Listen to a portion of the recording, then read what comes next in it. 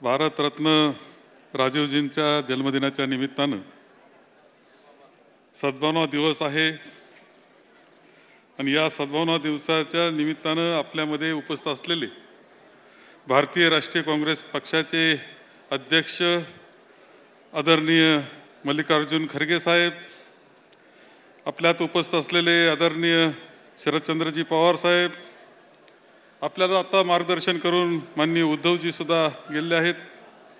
येथे उपस्थित असलेले आपले प्रभारी रमेश चेन्नीथालाजी, येथे उपस्थित असलेल्या महिला काँग्रेसच्या सन्माननीय अध्यक्ष राष्ट्रीय अध्यक्ष अलका लांबाजी, प्रदेश काँग्रेसचे अध्यक्ष माननीय नानाभाऊजी पटोले, आपल्या मुंबई शहर काँग्रेसच्या मुंबईच्या अध्यक्ष श्रीमती खासदार वर्षाताई गायकवाड, आमचे विरोधी पक्षनेते विजयजी वडेट्टीवारजी, आदरणीय सुशीलकुमार शिंदे, आदरणीय पृथ्वीराजजी चव्हाण साहेब, येथे उपस्थित असलेले माननीय बंटी पाटीलजी, आपल्या विधान परिषदेचे नेते, त्याचप्रमाणे सर्व सन्मान्य खासदार, आमदार, प्रदेश काँग्रेस, राष्ट्रीय काँग्रेसचे सर्व पदाधिकारी, सर्व उपस्थित बंधू आणि भगिनी, आज आपण राजीवजींच्या जन्मदिवसाच्या निमित्तानं सद्भावना दिवस साजरा करीत आहोत.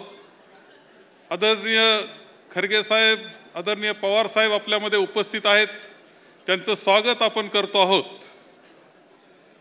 राजीवजी यांचं जीवन आपण पाहिलं तर म्हणजे तरुण वयामध्ये देशाला मिळालेला एक कर्तबगार असा प्रकारचा पंतप्रधान म्हणून त्यांचा उल्लेख केला जातो.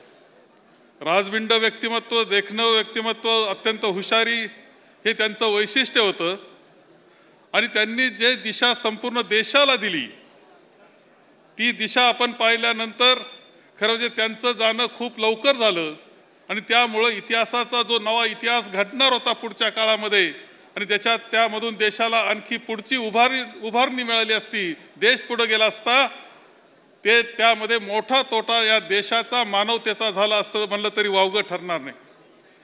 खरं त्यांनी केलेलं क्रांती आपण पाहतो. विशेषतः संगणक हा विषय त्यांचा घेतला जातो, परंतु मी उदाहरण देईल महिलांच्या संदर्भामध्ये. कधी म्हटलं गेलं की हे परदेशात शिकलेले आहेत, यांना ग्रामीण भाग भारताचा काय माहिती, परंतु पंचायत राज मध्ये सुधारणा करून, कायद्यामध्ये सुधारणा करून महिलांना प्रथम 33% वाटा हा राजीवजींनी दिलेला आहे, हे आपण लक्षात घेतलं पाहिजे. आज तुम्हाला महानगरपालिकेत महिला दिसत आहेत, नगरपालिकेत महिला दिसत आहेत, जिल्हा परिषदेत महिला दिसत आहेत, पंचायत समिती, ग्रामपंचायत पर्यंत महिला दिसत आहेत. सुरुवात मात्र ही केली ती राजीवजींनी केलेली. हे फार अभिमानास्पद अशा प्रकारची गोष्ट आहे की महिलांचं सबलीकरण काय असतं हे त्यांनी दाखवून दिलंय. राजीवजींचे किती उदाहरणं द्यावा तेवढी थोडी आहेत, परंतु इथे अत्यंत सुंदर उदाहरण हे स्वतः उद्धवजींनी आपल्याला दिलं आणि त्यांनी सांगितलं की अटल बिहारी वाजपेयी यांना ज्या वेळेस काही वैद्यकीय अशा प्रकारचे उपचार घ्यायचे होते परदेशातून, त्यावेळेस स्वतः राजीवजींनी पुढाकार घेतला. एका समितीचे डेप्युटेशनचं प्रमुख त्यांना केलं, त्यांना पाठवलं परदेशात आणि उपचार केले. ही भावना त्यावेळची त्यांच्यामध्ये असलेली सद्भावना जी आहे राजीवजींच्या मनामध्ये ती आपल्याला दिसते. आजचे दिवस उलटेत. आपण पाहतो की विरोधक आहे तर त्याला जेलमध्ये कसं घालता येईल असे पाहण्याचे दिवस असताना आपण पाहतो आहोत. त्यावेळेस राजीवजींनी किती उदात्त भावना त्यांच्या होत्या हे वेगळं सांगण्याची आवश्यकता नाही. खरं म्हणजे एक उदाहरण आणखी एक दिसतं की त्यांच्यावर आरोप झाले, खोटे आरोप करण्यात आले, त्यावेळेस त्यांचं सरकार गेलं, त्यांचं पंतप्रधान पद गेलं, VP सिंग पंतप्रधान झाले.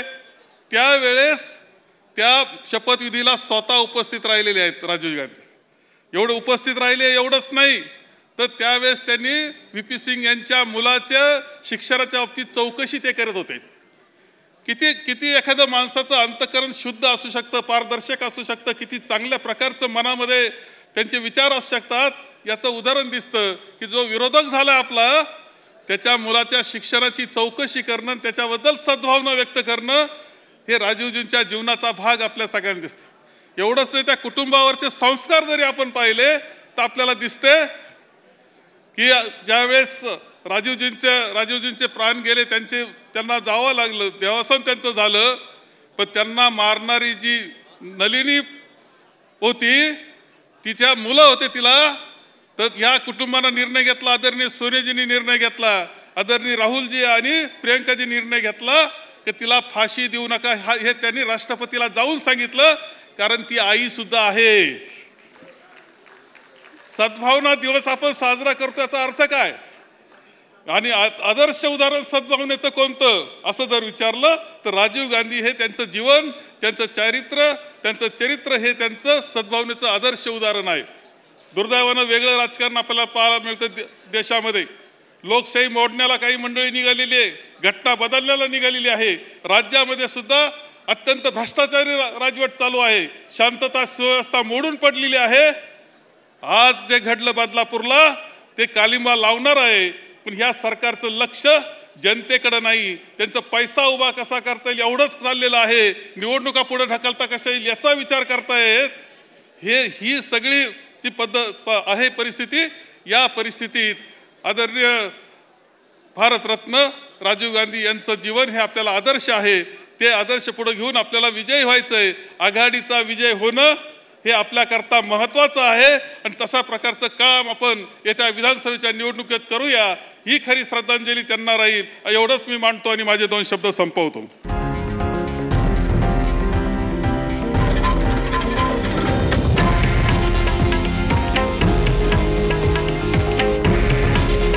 हे आहे देशातील नंबर 1 न्यूज नेटवर्क आणि आपण पाहत आहात TV9 मराठी.